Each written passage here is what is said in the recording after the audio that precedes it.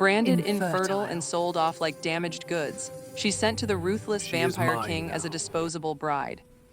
Within 3 nights, he proves her family wrong, awakening a forbidden power in her and claiming her as the mother of his heir, and the Ears queen who will heartbeat. destroy everyone who Strong. betrayed her. Let me tell you a story about a girl who was Infertile. sold the way some people sell broken furniture. On She is paper, it's mine about a now. barren bride given to a ruthless vampire king, but underneath, it's really about how dangerous it is when people decide your worth for you. The night her family sold Ears her, the air heartbeat. itself felt Strong. guilty. Fog clung to the road like it wanted to hide what was happening, Infertile. wrapping the carriage wheels in pale ghost hands as they rattled She toward the is mine Blackthorn now. castle. Inside, Elara sat with her wrists tied in front of her, a thin silver chain biting into her skin every time the carriage hit a stone. Her father didn't Ears look at her. heartbeat. He sat across from Strong. her, gaze fixed on the floorboards, thumb rubbing a nervous circle into his palm. He had sold horses with more ceremony than this. Her mother stared out of the tiny window, eyes dry, mouth tight, as if tears were a luxury they couldn't afford to waste on a useless daughter. Elara, her father finally muttered, not lifting his eyes, "Remember your duty. Be quiet. Be grateful you're going to be a queen." Elara gave a small, humorless laugh. "A queen who can't give an heir," she said softly. "That's why he agreed to buy me so cheap, isn't it?" Her mother flinched at the word cheap, but didn't deny it.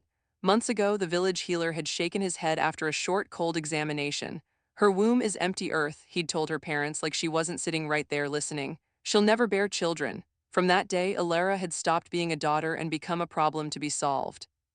The carriage lurched to a stop, dragging her back to the present. Outside, a horn sounded once, low and long, and Elara heard the echo roll through the hills like a warning. The door opened and icy night air poured in, carrying the smell of pine and old stone and something else beneath it, metallic, sharp like the edge of a blade. Blackthorn Castle rose above them, carved into the mountainside, its towers piercing the low clouds. Torches burned along the walls, their flames steady despite the wind, refusing to flicker as if they were held by an invisible hand. The stories said the Vampire King controlled even the fire here. A man in midnight armor waited at the foot of the marble stairs. His hair was dark, his expression unreadable, and when his eyes slid over Elara, they didn't linger on the chain around her wrists or the fear in her face. They passed over her as if she were cargo being inspected. "Lord Varian," her father said quickly, stumbling from the carriage and bowing too low. "We have brought the girl, as agreed." Varian's gaze sharpened, moving from her father to Elara. "The king does not like the word girl," he said calmly. "He bought a bride, he will receive a bride." Elara stepped down from the carriage on shaky legs. The stone was colder than she expected, and she could feel the chill through the thin soles of her shoes. She straightened her back anyway. If she was going to be handed over like a faulty object, she would at least stand like a person. Varian's eyes met hers, and for a heartbeat she saw something curious there. Not contempt, not hunger, just observation, as if he was trying to decide what kind of story she belonged to. "You will follow me," he said, turning toward the massive doors. "The king waits." Inside the castle, the air changed. The cold thinned to a comfortable coolness, and the faint scent of smoke and old books replaced the metallic tang from outside. Tapestries clung to the walls, rich, detailed scenes of battle and peace treaties, of kings and queens whose eyes seemed almost alive. Candles burned in iron chandeliers, but their flames were strangely steady, giving off light without smoke. Alara's parents were led away to a side chamber, their voices fading behind closing doors. No one had hugged her goodbye, no one had even touched her shoulder. Varian guided her down a long hall to a pair of carved doors taller than any she'd ever seen. At their center, two wolves were etched into the wood, facing each other, teeth bared, but their eyes looked sad instead of vicious. Varian paused there and finally addressed her directly. "Listen to me," he said quietly. "The king is not what the stories say. Choose your words carefully, but do not be afraid to speak your truth. He values honesty more than flattery." Elara blinked. She had expected warnings about cruelty, about rules she must never break, about death for disobedience. Instead, she received advice. It unsettled her more than any threat. "Why are you telling me this?" she asked. Something almost like pity flickered across his face. "Because you were chained to walk into your own wedding," he said, "and that is already more humiliation than any bride deserves." Before she could respond, he pushed open the doors. The throne room was not what she imagined. There was no river of blood, no impaled enemies, no skulls lining the walls. Instead, sunstones and mirrors had been set high into the ceiling, catching the faint moonlight and scattering it in soft silvers and blues. At the far end, a fire crackled in a great hearth, spilling warm light across the room. A long carpet of deep blue ran from the doors to the throne, its fibers so thick her footsteps made no sound. And on that throne sat the vampire king. He did not wear a crown. He wore a dark crimson coat over a black shirt, the fabric cut to fit his broad shoulders and long frame. His hair, a pale, almost silvery blonde, fell past his shoulders, and in the firelight it shone like threads of ice. His skin was pale but not sickly, more like marble touched by moonlight. But it was his eyes that held her, the color of old gold, clear and sharp, the kind of eyes that missed nothing. He was younger than she expected, or perhaps timeless was the better word. He could have been 25 or 200. His stillness was what gave away his age, the absolute, unbroken calm of someone who had stopped counting years a long time ago. Varian bowed deeply. "My king, your bride has arrived." Those golden eyes shifted to Elara. The room felt instantly smaller, like the walls had moved in. She forced herself not to look at the floor, not to hunch her shoulders. If he was going to judge her, he would at least see her face. "What is your name?" His voice was low, smooth, with a faint accent from some older version of the language, turning simple words into something almost musical. "Elara of House Mira," she said, grateful her voice did not shake, "though my family will likely deny that now that they've sold me." A flicker of surprise crossed his features. He leaned forward slightly, interest sharpening his gaze. "Sold you," he repeated, "not married you, an important difference." She nodded, bitterness prickling her throat. "They told me I am infertile, useless as a daughter, but useful enough as a bargaining chip if the buyer doesn't want children." The words hung in the air, bold and heavy. Somewhere to her left, Varian shifted, as if he hadn't expected her to speak so plainly. Elara almost apologized, then stopped herself. If she started swallowing the truth now, she would never stop. The vampire king rose from his throne.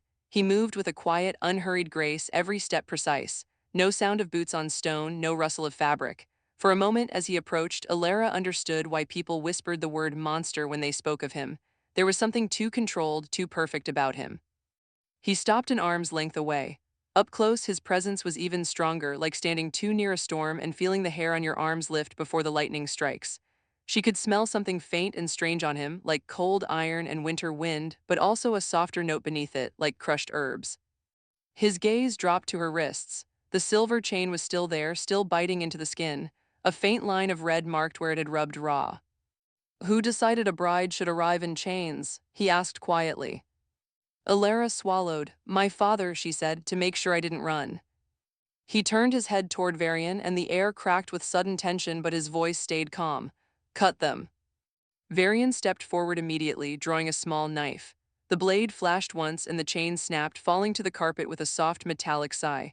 Elara flexed her hands slowly, blood tingling back into her fingers like a slow, painful fire. She hadn't realized how numb they'd become. The king watched her, eyes unreadable. "Do you wish to run?" he asked.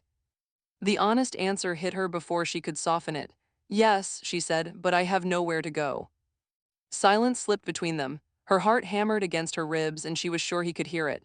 Vampires were said to smell fear, taste lies, see everything. "Good," he said at last. She blinked. "Good." "You still remember how to want something for yourself," he said. "A truly broken spirit would not even think of running. I have no use for someone who has forgotten they are a person." His words did something strange inside her, a small spark in the middle of her fear. No one had spoken about her as if her will mattered in a very long time. "You should know," he continued, and his voice softened by a fraction, "I did not agree to this arrangement because I enjoy buying people. I agreed because your father's letter promised a bride who could not bear children. My enemies use heirs as weapons. I thought a quiet marriage without that pressure would harm no one." Elara stared at him. Of all the reasons she had imagined, a cruel joke, a dark ritual, a display of power, this had not occurred to her. "So," she said slowly, "you chose me because you believed I couldn't give you an heir." He met her gaze. "Because I believed you would be safer that way," he answered. "No child means no pawn for other kingdoms to steal or kill, no target painted on your back." A strange, almost painful warmth spread in her chest at the idea that someone had, even in a twisted way, considered her safety. Yet under that warmth, something else shifted, a quiet anger at how her life had been traded on the assumption that her body was broken. "And if they were wrong," she asked, the question slipping out before she could stop it, "if the healer was wrong about me?" The king's eyes searched her face, as if weighing a truth she hadn't even claimed yet. "Then we would face that truth together," he said simply. I do not fear children, I fear what others will do to them. There is a difference. For the first time, Elara saw it clearly. Behind the stone reputation, behind the tales of fangs and blood, there was a man who had watched the world hurt what he cared about and had decided he would never let that happen again. Not if he could help it. Come, he said softly. You are tired. This is not how your first night in my home should look. He reached out slowly, as if giving her time to pull away, and took her right hand in both of his. His skin was cool but not icy, and there was a strange comfort in the steady way he held her like an anchor in a storm. He lifted her wrist, turning it gently so he could see the angry red line left by the chain. Without warning, a faint silver light shimmered where his thumb brushed her bruised skin. It was soft like moonlight on water, and it sank into her flesh with a gentle warmth that chased away the sting. Elara gasped as the pain dulled, then vanished altogether. When she looked, the raw mark was gone, leaving only smooth skin. He froze. The room, already quiet, seemed to stop breathing with him. His fingers tightened slightly around her wrist, not in pain but in shock. His eyes darkened from gold to a deeper, molten amber, and for the first time his perfect composure cracked. Impossible, he whispered, more to himself than to her. Elara's heart climbed into her throat. What did you do? He didn't answer. Instead, he lifted her hand a little higher, as if listening to something inside it. His pupils narrowed, and a faint tremor moved through him, subtle but real, like the first ripple before an earthquake. Elara, he said slowly, every word careful, has anyone ever told you that your blood does not belong only to the human world? Her mouth went dry. What are you saying? He looked up at her, and now there was something almost like fear in the immortal king's eyes. Not of her, but for her. I'm saying, he breathed, that if I am right about what I just felt, the healer was not only wrong about you being barren, he was blind to something far more dangerous, and if your family sold you thinking you were worthless. He released her wrist as if it had burned him, stepping back once, gaze never leaving her face. Then they have given me a queen the world has been hunting for centuries. The words hung between them, heavy and electric, as the candles around the room flickered all at once, as if a sudden wind had blown through a place where no windows were open. The air between them felt charged, like the moment before lightning touches the ground. Alara's freed wrist still tingled where the silver light had disappeared, but the vampire king's words were what truly burned. A queen the world has been hunting for centuries.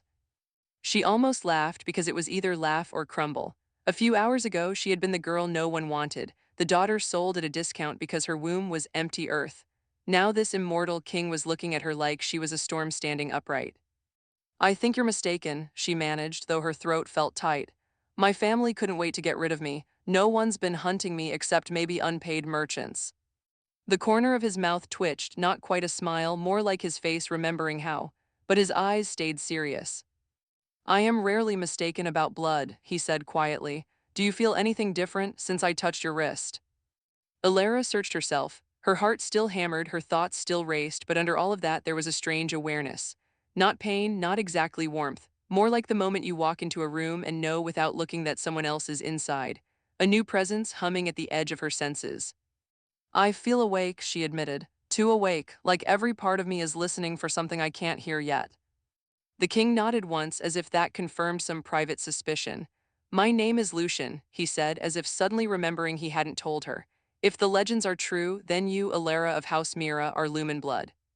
The word meant nothing to her, but the way Varian sucked in a breath somewhere behind her made the hairs on her arms rise.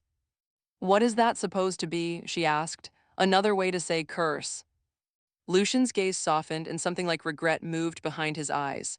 A bridge, he said.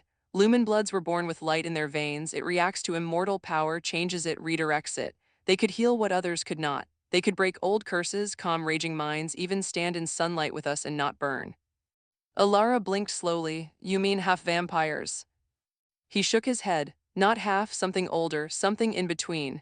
The first lumen blood was human, blessed, or burdened by an ancient oath between our kind and yours. A living promise that we did not always have to be enemies. His voice had gone quieter, like he was reciting something sacred. Centuries ago, kings and warlords tried to control them, he continued. Some wanted their power for healing, others for war. Some believed if they bred lumen bloods with their own family lines, they could create unkillable rulers. Many of those gifted were chained, used, broken. His jaw tightened. Eventually, they vanished. Some say they were all hunted down. Others say they hid so deeply the world forgot them. Elara felt slightly sick. So now I'm one of them, she asked. a rare tool everyone wants to own. Lucian's gaze met hers sharply. No, you are a person, that is where we will start, no matter what your blood can do.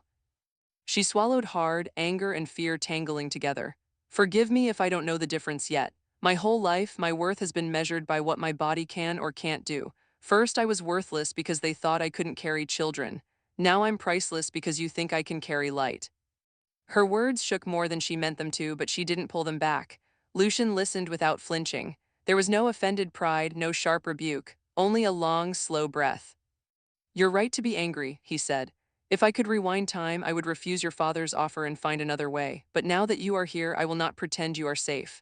There are eyes beyond these walls that still watch for any sign of lumen blood. If they sense you, they will come, and they will not ask who you want to be. They will decide for you. As if summoned by his words, a tremor rolled through the floor, so soft it might have been her imagination, yet every candle flame in the room shivered. Varian took a sharp step forward. My king, he said, tension in his voice. The wardstones just flared. The seers in the North Tower sent word, something old woke up when you touched her. Lucian's golden eyes darkened, and for a heartbeat, Elara saw the dangerous creature the stories spoke of. Not because he looked cruel, but because he suddenly looked like a man preparing to stand against the whole world. How many felt it? He asked. Every mage within the castle walls at least, Varian replied. Beyond that we don't know.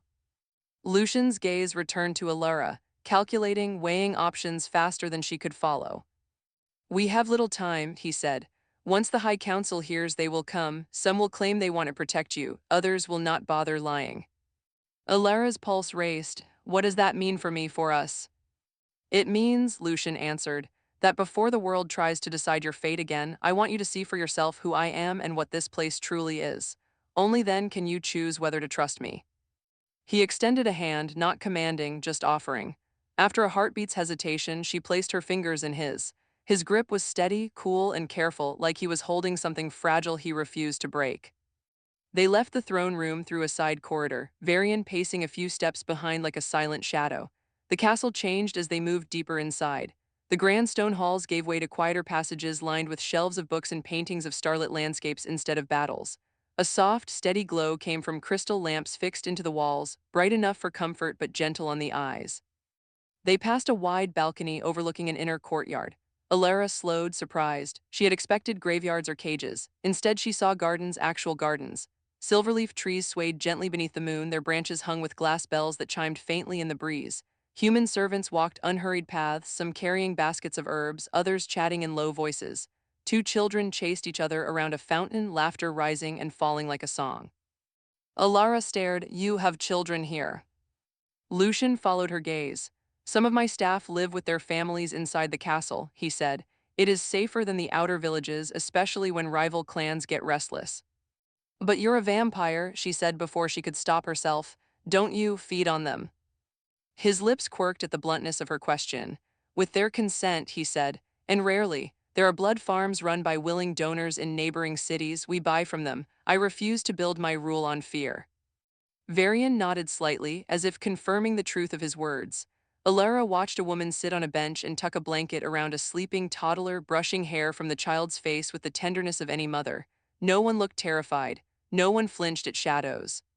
That's not what the stories say about you, Elara murmured. Lucian's expression grew distant. Stories are rarely interested in nuance, he replied. A peaceful night makes a poor legend, a battle becomes a song. They walked on. The corridor curved and opened into a circular room underneath a glass dome. Above them, the night sky spread out in a tapestry of stars, clear and sharp through the crystal panes.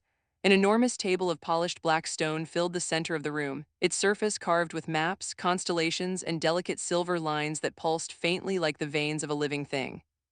This is the Star Hall, Lucian said, where my ancestors watched the skies for omens and treaties were signed under the changing constellations. It is also the most protected room in Blackthorn.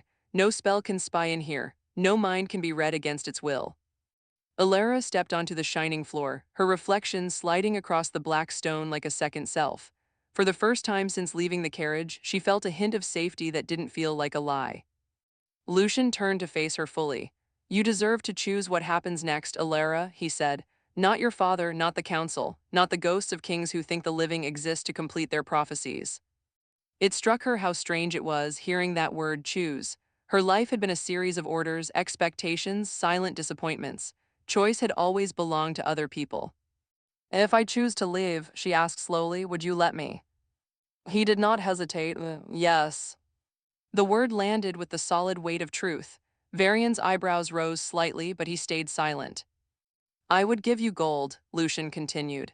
New papers, a name that carries no trace of your family. You could disappear into any city you wish. I would place wards around you so strong that even if they searched for 100 years, they would not find you. Elara's chest tightened. The idea of freedom sparkled before her like distant sunlight on water, beautiful, unreachable, almost cruel to look at. Yet another thought tugged at her, darker but equally insistent. And if I stay, she asked. Lucian's gaze held hers. If you stay, he said, you become my queen in truth, not just by a bargain made over your head. You accept the danger that comes with your blood. You let me stand between you and those who would use you. And together we try to build something better out of a history soaked with fear. His voice softened. But staying must be your act of courage, not your punishment. I will not chain you to any destiny, not even a good one. Elara looked up through the glass dome. A thin line of cloud slid across the moon, breaking its light into fragments. All her life she had been told who she was, useless, broken, unlucky. Yet every time someone had tried to crush her, some small stubborn part inside had refused to stay flat. She had survived quiet humiliations, sharp words, the slow erosion of hope. She had learned how to carry herself like she wasn't fading, even when she felt invisible. Now the world was suddenly calling her important, and that frightened her just as much as rejection had. Important people were targets. Important people got used. What if I'm not strong enough for this? She whispered. What if you're wrong about me just like the healer was wrong? Lucien stepped closer, his voice low but steady. Strength is not the absence of fear, he said. It is what you do while fear lives in your chest. I have ruled a long time, Elara. The bravest people I have known were terrified almost every day, but they still showed up. That is courage. His words settled over her like a cloak, not heavy, just real. Varian cleared his throat gently. My king, he said, I don't mean to interrupt your philosophy, but the seers report movement in the eastern sky. The council's ravens have left their towers. How long? Lucien asked without taking his eyes off Elara. An hour, perhaps less. Varian hesitated. They are coming here, they felt the flare, they claim they must ensure the stability of the realm. Lucian's jaw tightened. Of course they do. Elara looked from one to the other, her pulse quickening again. Is the council your enemy? She asked. They are not my enemy, Lucien said slowly. But they are not always my ally. They are frightened of anything they cannot control. Lumen blood threatens every careful line they have drawn between our world and the human one. He turned back to her, and for the first time she saw something like genuine vulnerability in his eyes. Immortals weren't supposed to look unsure, yet here he was, asking without words if she would stand with him. If I pretend you are just an ordinary human bride, he said, they will sense the lie. If I hide you, they will hunt you. If I reveal you, they will argue over you like merchants at a market. None of these choices are perfect, but we must make one. A strange calm slid into Elara's bones. Somewhere inside, under the shock and fear, a simple truth emerged. Running had never really saved her before. Hiding had just made it easier for others to throw decisions over her head. I have been treated like an object my whole life, she said, more to herself than to him. If the council wants to talk about me, they can do it while I'm in the room. Lucian's gaze sharpened. You would face them. I'm tired of being a story told by everyone except me, she replied. If they're going to decide my fate, they should at least have to look me in the eyes while they try.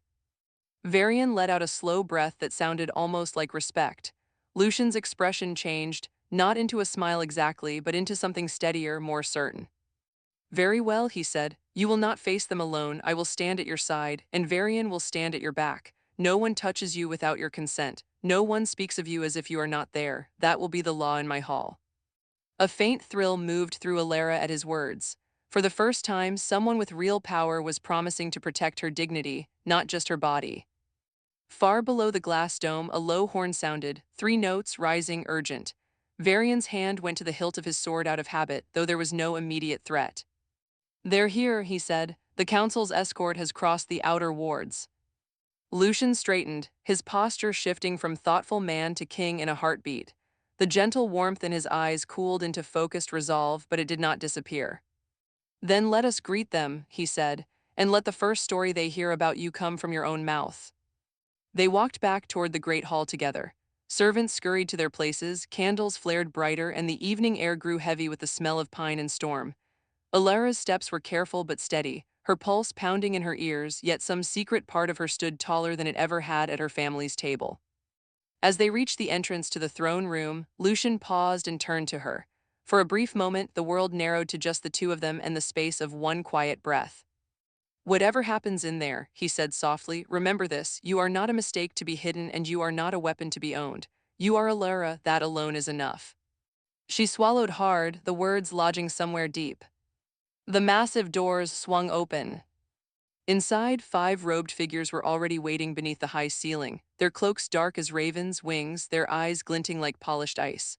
Power pressed against the air around them, old and heavy. The one in the center, a tall woman with hair the color of iron, turned as Lucien entered, and her gaze locked on Elara like an arrow finding its mark. "So," the woman said, her voice smooth and cold. "The rumors were true. The lost lumen blood walks again, and in a human girl's fragile skin." Her eyes narrowed, studying Elara as if she were a puzzle or a prize.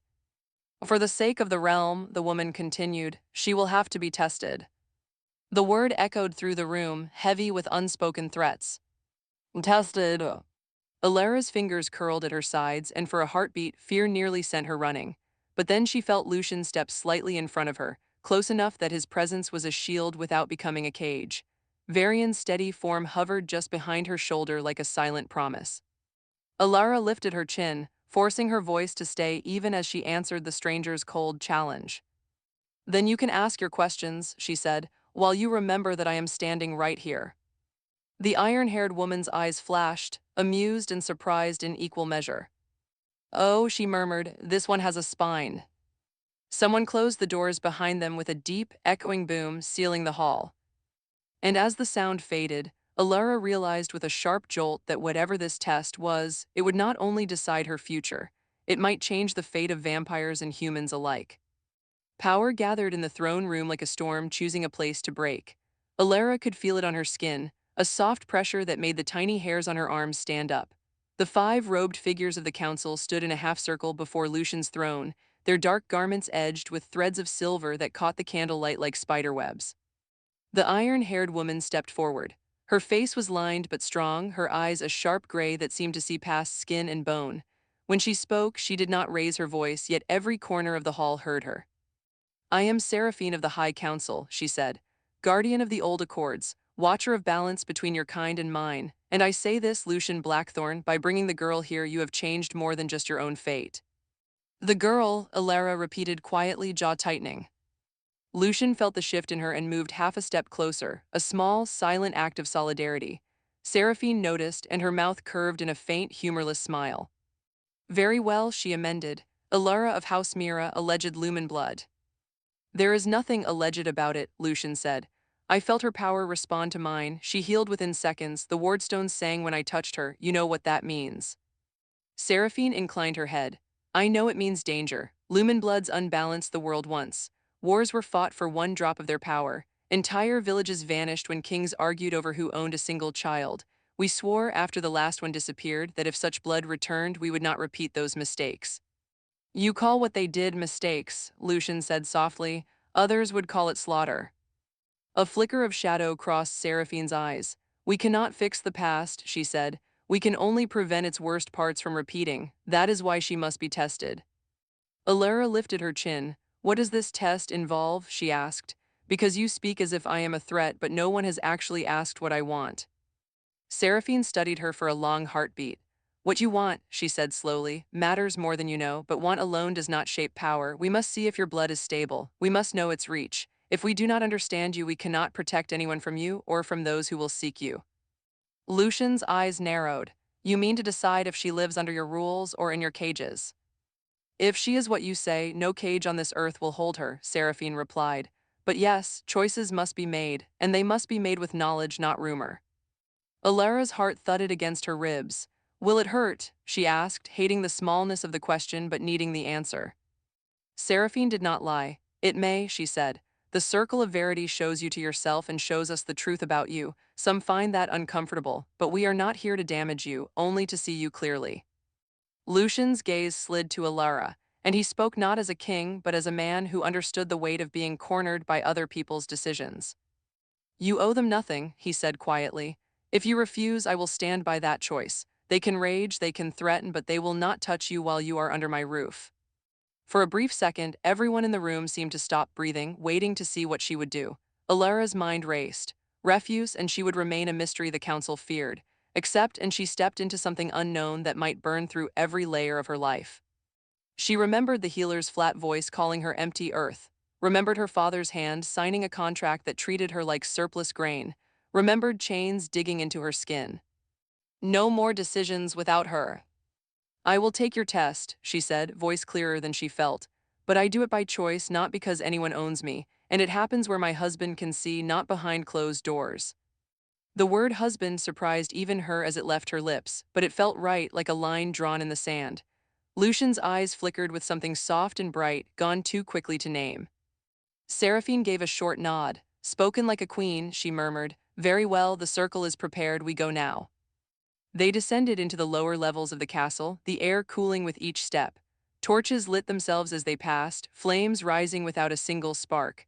The walls were carved with old runes that hummed faintly under Elara's fingertips when she brushed them, their magic prickling against her skin. Finally, they reached a round chamber whose ceiling arched high above them, disappearing into shadow. In the middle of the floor, a broad circle had been etched into the stone, its lines filled with shimmering silver dust. Symbols she didn't know formed rings within rings, like ripples on a pond frozen in mid-movement. The circle of varity, Seraphine said. No falsehood can survive within it, not lies spoken to others, nor lies whispered to yourself. Elara stepped closer, resisting the urge to wrap her arms around herself. The air above the circle felt thicker, heavier, like water she'd have to push through. What do I have to do? She asked. Stand in the center, Seraphine replied. We will call the circle awake. It will reach for your blood, your memories, your fears. If you are lumen blood, the light in you will answer. We will see how it behaves. Lucian's hand brushed her elbow, gentle but solid. You can walk away at any point, he reminded her. Say the word and I end it. I do not care how the council feels about that. Seraphine's mouth twitched. I admire your loyalty, Lucian, she said. It almost makes me forgive your habit of ignoring ancient protocols. Ancient protocols, he replied, have a habit of forgetting the people they're supposed to protect. Despite the tension, Elara's lips almost curved. These two had clearly been arguing for decades. She took a breath and stepped into the circle. The world changed the instant her foot crossed the silver line. Sound dulled like wool had been stuffed into her ears. The air grew cool and sharp, carrying a faint scent of rain on stone. When she reached the very center, the dust along the carvings shivered as if waking from sleep. Seraphine raised her hands. The other 4 council members mirrored her, their palms facing inward. Lucian and Varian stood just beyond the etched edge, close enough that Elara could see their faces but far enough not to interfere. Circle of Verity, Seraphine intoned, her voice echoing in a way that was not entirely natural. Wake and witness. Before you stands Elara of House Mira. Show us the truth of what she is. Show her the truth of who she is. The silver dust flared, light rushing along the lines like water in channels. It circled Elara's feet, climbed the air in threads, weaving itself into a faintly glowing cage that did not touch her but surrounded her. At first, nothing else happened. Then the floor fell away. Elara gasped, but her body did not move. The room dissolved into darkness, and she stood on nothing, held in place by that shimmering net of silver. In the distance, she heard whispers, some familiar, some not, her mother's voice sharp with disappointment, the healer's mutter, villagers gossiping, the words tangled into one blunt sentence. Useless, barren, broken. Images flickered in the dark like lightning trapped inside a cloud. Her childhood bedroom. The day her first monthly bleeding came late and her mother's hopeful excitement curdled into fear. The healer's cold hands pressing against her stomach. Her father's eyes when he signed the contract. The whispers pressed against her like hands trying to push her down. No, she whispered back, and her own voice sounded strangely loud. You don't get to name me. A thin thread of light stirred in her chest. It was small, but it was hers. It pulsed once and the darkness rippled. Outside the circle, Lucian watched with clenched fists. The silver cage around Elara shone brighter with each breath she took, but her face was pale, her brow furrowed. He could not hear what she heard. He could only see the battle written in the angle of her shoulders. She's fighting it, Varian murmured. Most people just let the circle drag their worst memories up. She's arguing with it. Of course she is, Lucian said softly. She's had practice being told who she is. Inside, the scene shifted. Elara now stood in the healer's cottage, watching her own younger self sit trembling on a wooden stool. The older man prodded, frowned, and delivered his sentence in that same flat tone. Empty earth, no seed will take root here. But this time, Elara wasn't trapped in the girl's skin. She was an observer, separate, able to move. She walked closer to the frozen image of the healer and looked into his eyes. They were not cruel or wise, they were simply tired. There was no magic there, no vision, only assumptions. You didn't even try, she whispered to his memory. You poked at me for 5 minutes and decided my entire future, and I believed you. I let you steal years from me. Something in her chest tightened, then cracked, and the light inside her flared. The cottage exploded into brightness. The healer's image shattered into 1,000 fading sparks. The whispers cut off like a hand had clamped over their mouths. Outside, the silver dust lines flashed so strongly that everyone winced. Seraphine's eyes widened. She's rejecting falsehood, Seraphine breathed. Not just spoken lies, interpretations, limitations. Is that supposed to happen? One of the other council members asked, voice unsure. No, Seraphine said, and for the first time there was wonder in her tone. It's meant to reflect, not be argued with. The darkness around Elara returned, but now it felt thinner, less solid. More images tried to form moments of shame, of silence, of small humiliations, but each time they touched the bright center growing in her chest, they thinned like mist touched by dawn. What are you? The darkness whispered. Hurt, she answered, but not ruined. The light inside her grew again, reaching through her ribs, unfurling along her arms like gentle fire. It wasn't angry, it wasn't even hot, it felt determined. New images rose, but these were not from her memory. She saw fields of white flowers under a sky full of unfamiliar stars. A tall woman with eyes made of sunlight holding a newborn child whose skin glowed faintly from the inside. Vampires and humans standing together around a single cradle, some weeping, some singing. Then flames, not from war but from torches carried by frightened people, voices shouting, the cradle overturned, the woman with sunlight eyes screaming a name Elara couldn't catch. The scene broke apart like torn fabric. What was that? She whispered. The circle answered with a single pulse of silver light, like a heartbeat. Outside, the air in the chamber grew thick. Lucian's jaw was clenched so tight it hurt.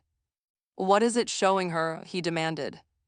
Seraphine's brows drew together. Ancestral memory, she said slowly. Echoes of the first lumen blood, this circle has never done that before. Something tugged deep in Elara's core. The light in her had moved from a tight knot in her chest to a slow, steady glow that wrapped around her heart, her lungs, her bones. It reached downward too, to the soft, secret space in her belly where the healer had pronounced emptiness. There, to her absolute shock, the light did not find a hollow. It found a flicker. Tiny, delicate, but unmistakably separate from her. The world inside the circle went very, very quiet. Elara's breath caught. She focused on that flicker, afraid that even noticing it might snuff it out. It fluttered back at her, a small response, like a hand pressing weakly against hers through cloth. No, she whispered, tears springing to her eyes. That's not possible, it can't be. The flicker pulsed again, as if disagreeing. Outside, the silver cage blazed with sudden intensity and the whole chamber shuddered. Dust drifted down from the high ceiling. One of the council members stumbled backward. Lucian, Varian said sharply, the circle's overloading. Lucian didn't think, he moved. In one fluid motion, he stepped across the boundary line and into the circle of Varity. Lucian, no, Seraphine shouted. It's not built for two. The moment his foot hit the carved stone, power exploded upward. Light silver from the circle, gold from Lucian's aura, and a sudden, fierce white from deep inside Elara, twined together in a spiral. It wrapped around them both, rushing from the floor to the ceiling like a pillar. For a heartbeat, everything was silent. Then, across that shared column of light, Lucian felt it. A second, softer heartbeat. Not Elara's frantic pulse, not his own unnaturally steady one. Something impossibly new.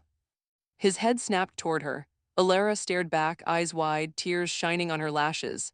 He didn't need the circle to tell him what she had just discovered. It was written in every line of her face, disbelief, terror, wonder. Elara, he whispered, the word barely sound. You. He didn't finish the sentence. He didn't have to. The iron-haired councilwoman staggered, her composure finally cracking. This cannot be, Seraphine breathed. Lumen blood awakened and in a new life already forming, she only arrived here tonight. The other counselors murmured, some in awe, some in fear. The healer was wrong, Elara managed, her voice breaking around the words. All these years I carried their verdict like chains, but inside me right now there is. Her knees buckled. Lucien caught her before she could fall, the shared light wrapping around them both like a shield. Heat, not burning but living, rushed through him where their bodies met. For the first time in centuries, his immortal calm cracked under the weight of something so fragile and miraculous it terrified him. Enough, Seraphine cried. She raised her hands and the other counselors did the same, forcing their power into the circle to steady it. Slowly, the blazing lines dimmed from blinding white to gentler silver. The pillar of light thinned, then folded back into Elara's chest like a flower closing at dusk. The chamber returned to itself, stone under their feet, torches flickering, the faint echo of their own breathing. Lucien held Elara upright, one arm around her back, one hand cradling the back of her head. She was shaking, but her eyes were clear. In the stunned silence that followed, Seraphine spoke. For the record of the council, she said, her voice hoarse but controlled, the circle of varity confirms. Elara of House Mira carries lumen blood and a living heir conceived against all prior mortal predictions. Her gaze moved from Elara to Lucien, and for the first time there was something almost like fear in the ancient counselor's eyes. This changes everything, she whispered.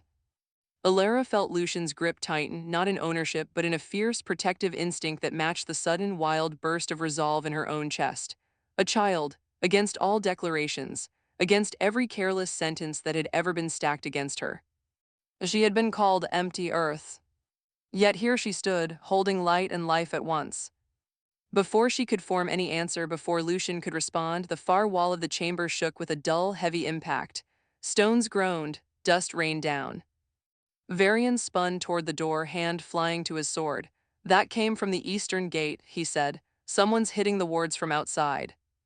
Already, Seraphine hissed. They must have felt the surge. This was never just about us, Lucien. Others were watching. Elara's heart lurched, protectiveness roaring up around the tiny new presence inside her like a storm. Who's coming? She demanded, her voice trembling but fierce. Who even knows I exist yet? Lucien's golden eyes darkened to molten amber, every trace of softness buried under sudden, ruthless focus. Somewhere deep in the stone above them, another distant blow sounded, closer this time. Hunters, he said quietly, old enemies who never accepted the peace and who have been waiting centuries for a reason to break it. He turned his head toward her, and in that single, heavy moment, Elara knew that whatever decision she had made in stepping into the circle was only the beginning. Stay behind me, Elara, Lucien said, his voice low and steady, because now the whole world will come to claim what you carry. The chamber lights flickered as the castle trembled again, and the sound of alarm horns rose from somewhere above, long, urgent notes that told every soul in Blackthorn Castle one thing. The storm was no longer coming. It had arrived.